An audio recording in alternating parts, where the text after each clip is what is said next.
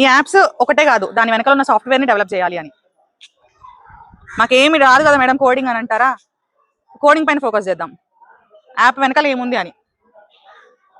ఎప్పుడు XL, MS office అవే కాదు, beyond వెళ్ళాలి, అవుట్ ఆఫ్ ది బాక్స్ మనం థింక్ చేద్దాం, కోడింగ్ పైన ఫోకస్ చేద్దాం, యాప్ వెనకాల ఏముంది అని. ఎప్పుడు ఎక్సెల్, ఎంఎస్ ఆఫీస్ అవే కాదు, బియాండ్ వెళ్ళాలి, అవుట్ ఆఫ్ ది బాక్స్ మనం థింక్ చేద్దాం.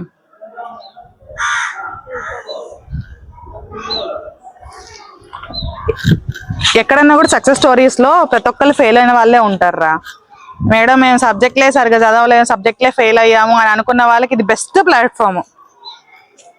Yes or no? మీలో ఉన్న క్రియేటివిటీని బయట పెట్టుకోవచ్చు. స్టడీస్ లో మేము వెనుకున్నాం మేడం, మాకేం వచ్చింది అని ఒక్క డిస్కరేజ్మెంట్ ఒక్కటి ఆ ఒక్క డిస్కరేజ్మెంట్ ఉంటే చాలు మీరు 4 స్టెప్స్ వెనకేయడానికి. అసలు ఏమీ చేయకుండా స్టార్టింగ్ లోనే ఉంటే జీరోలో ఉన్నట్టే కదా కదా. అది చేసి తప్పు చేద్దాము,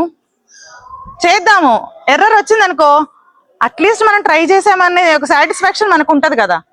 అసలు ఏది చేయకుండా స్టార్టింగ్ జీరోలో ఉంటే ఎప్పటికీ జీరోలోనే ఉండిపోతాం కదమ్మా. అట్లీస్ట్ ఒక స్టెప్ ముందుకేద్దాము, ఒక ఇన్నోవేటివ్ ఐడియా చేద్దాము, దాన్ని అప్లై చేసి ఇంప్లిమెంట్ చేద్దాము, కోడ్ జనరేట్ చేద్దాము. రాంగ్ అయిందనుకో దానికి ఆల్టర్నేటివ్ వెతుకుదాము.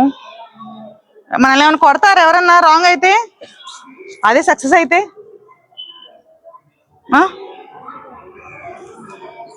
12 years బాబు చెన్నైలో ఒక ఎంటర్ప్రీనియర్ అయ్యాడు తెలుసా. నాకేమొచ్చు సార్ 7th క్లాస్ బాబుని అనుకుంటే వాడు అక్కడే ఆగిపోయేవాడు కదా, జీరోలోనే. ఒక స్టెప్ మీరు ముందుకేస్తే ప్రతి టీచర్ కానీ ఎవరొకళ్ళు చెయ్యి అందుకునే వాళ్ళు ఉంటారు. నాకు నిజంగా literally no idea about these applications. నాకు అస్సలు ఐడియా లేదు, కోడింగే తెలీదు. నేను నాన్ ఐటీ బ్యాచే కదా, నేను నాన్ ఐటీ కదా. నేనే జనరేట్ చేయగలుగుతున్నాను అని అంటే ఇంకా మా బ్రెయిన్ కన్నా మీ బ్రెయిన్ ఇంకా షార్ప్ గా ఉంటది.